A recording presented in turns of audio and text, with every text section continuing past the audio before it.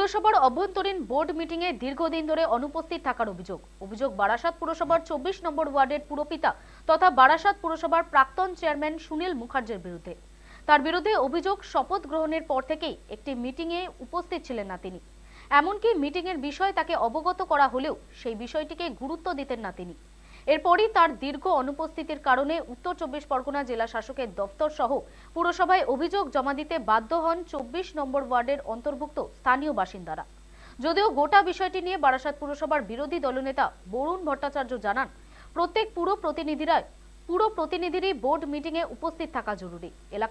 এলাকাভিত্তিক সমস্যা থেকে শুরু করে সবকিছুই এই বোর্ড মিটিং এর আলোচনা করা হয় এবং তার উপর নির্ভর করেই পরবর্তী সিদ্ধান্ত নেয় পুরসভা।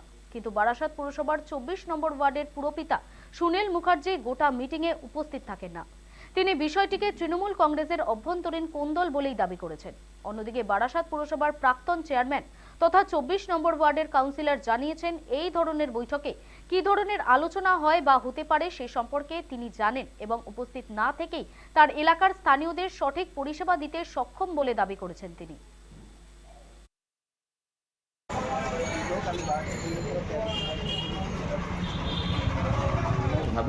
এটা একমাত্র জেলা শাসক আমাদের মাস 3-4 আগে একটা চিঠি দিয়েছিলেন। তাতে উনি জানতে চেয়েছিলেন যে 24 নম্বর ওয়ার্ডের কাউন্সিলর কতদিন মিটিং এ অ্যাবসেন্ট।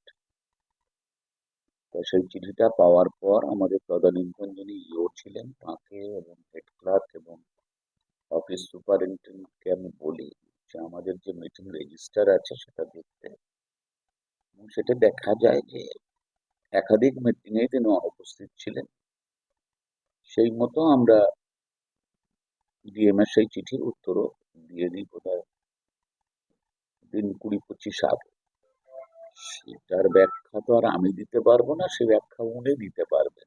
মাধ্যমে দেখছিলাম উনি বলেছেন বোর্ড মিটিং মানে গতানুগতিক ব্যাপার,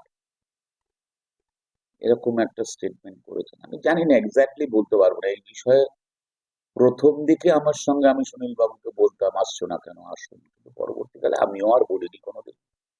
দেখতাম উনি অ্যাভয়েড করতে চান। পরিচালনা, দেখভাল বা ওই এলাকার মানুষের অভিভাবকত্ব উনিই করতেন, সে নিয়ে প্রশ্ন নেই যে ওনার আন্তরিকতা আছে কিনা। কেন এখনো আমি যতটুকু খবর রাখি উনি দেখভাল করেন। এখন কি কারণে এক্স্যাক্টলি আসেন না সেটা একমাত্র তিনিই বলতে পারবেন, সিদ্ধান্ত